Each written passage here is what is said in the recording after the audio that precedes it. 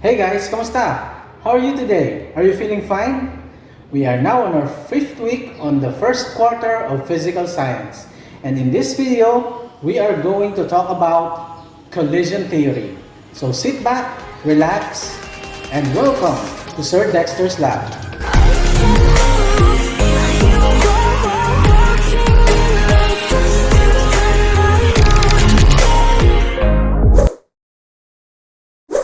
Define and describe collision theory. Last time, we had learned that the generalized chemical equation is given by the following equation. A and B are called reactants, while C and D are called the products. If you remember our topic in Earth and Life Science about photosynthesis, the air that we breathe in, which is oxygen, is produced when carbon dioxide combined with water with the help of sunlight to produce sugar and oxygen. The general equation for photosynthesis is here. 6 molecules of CO2 combined with 6 molecules of H2O will yield 1 molecule of C6H12O6 and 6 molecules of O2. But how exactly do carbon dioxide and water combine? What are the parameters or conditions that these molecules need for them to combine to produce glucose and oxygen? That is what we call collision theory. In this part, we will conduct a simple but fun activity to demonstrate how chemical reactions occur between atoms and molecules by means of collision theory. But first, Remember to put safety first.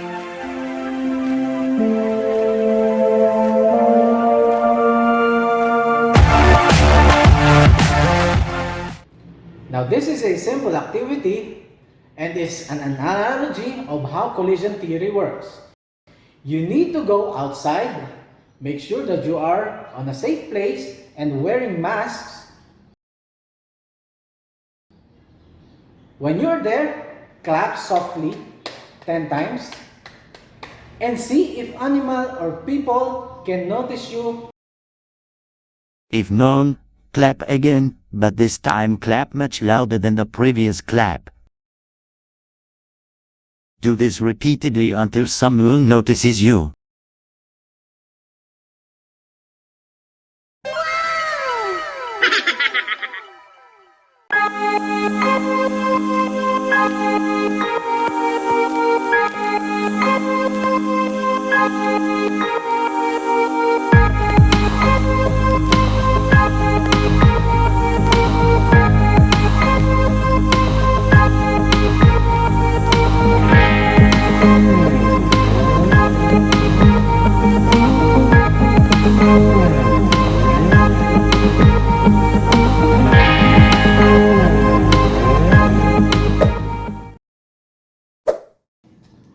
How did you find the activity? I hope you had fun while doing it. Did someone notice you? How did they react? Nice! Here are some guide questions. Obviously, someone probably noticed you when you clap stronger rather than when your claps are softer and quieter. Why do you think that is the case? If you answered because stronger claps creates louder noises that attracts more people, then you are correct. Good job! But before we discuss our activity, let us discuss collision theory first.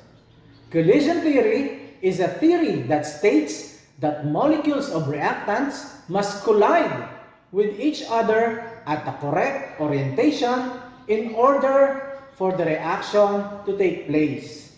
It is a theory that is used to predict the rates of reaction of the chemicals, particularly for gases.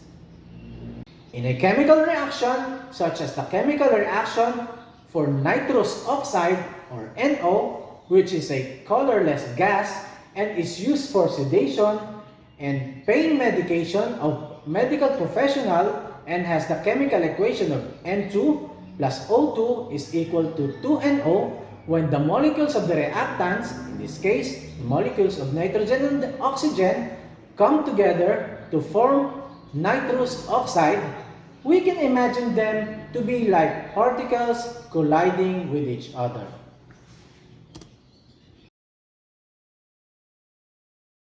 When two particles, such as atoms or molecules, collide, sometimes a chemical reaction can occur, which means the bond between two or more particles is broken and reformed, creating one or more new substances. And since all substances, such as water, are comprised of millions of tiny particles that are in constant motion, these particles are constantly colliding with each other. Collision of nitrogen and oxygen.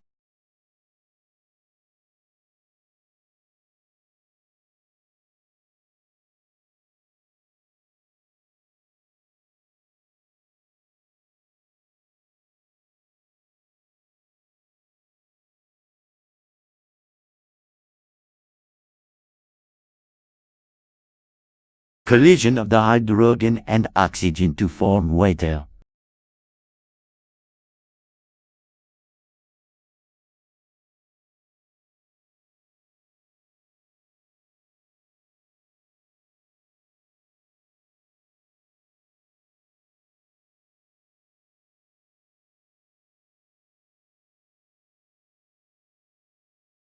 But it is not enough that these particles collide with each other.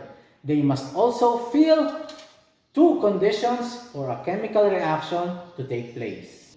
These are the following. Number one, substances or particles of reactants must physically collide with enough energy. This means that if there is a collision between particles but there is no sufficient force for the particles to combine, then there is no reaction that will take place. Number two, substances or particles must come into contact or collide in the correct orientation, facing the correct way.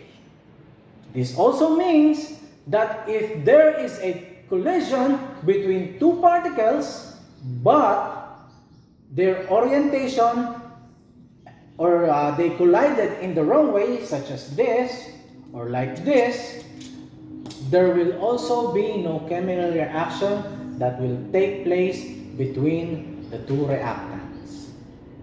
Going back, our previous activity effectively describes collision theory. Clapping our hands produces sound. How loud that sound is depends on how strong or the force of your hands in clapping. The stronger our hands meet or collide, the louder the sound that will be produced. How loud the sound of our clap also depends on the orientation of our hands when it meet each other. So if it meets directly, a loud sound is produced, but when they meet at a wrong orientation, for example, such as this or this, there is no loud or a softer sound will be produced.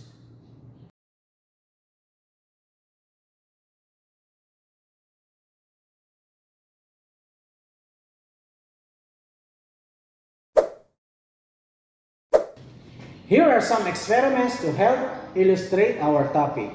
These are thought experiments that is to be reasoned out rather than actually performed. Number one, 10 blindfolded students are in an empty room and are walking slowly in any direction.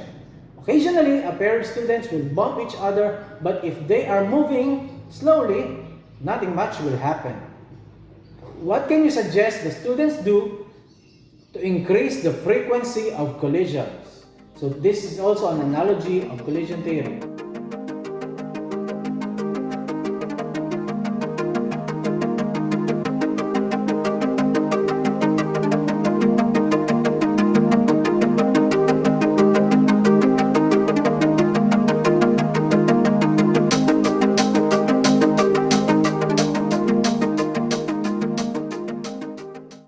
Coffee and sugar is mixed in a cup. Suggest ways on how the two substances will mix faster.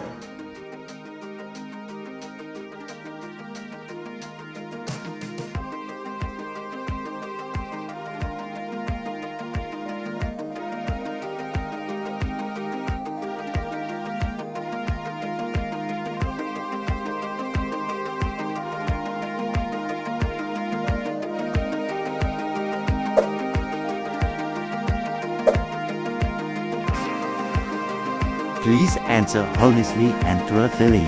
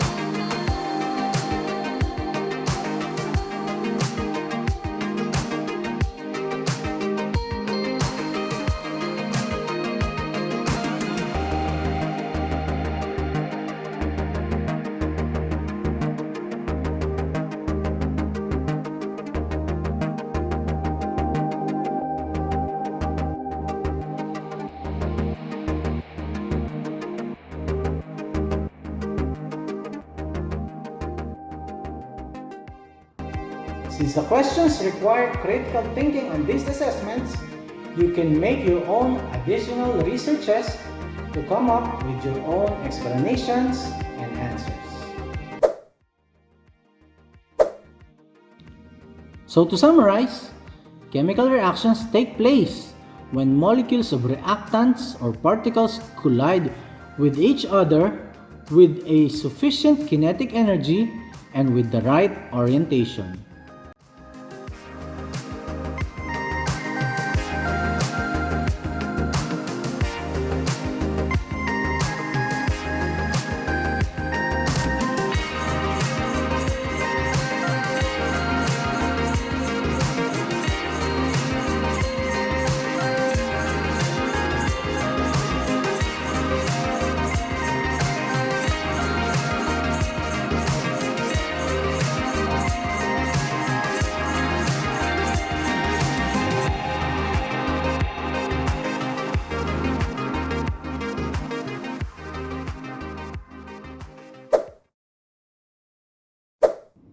So that's it, guys. I hope you learned something new today. Our next topic will focus on the reaction rates and how it affects the rate of reaction of our chemical substances.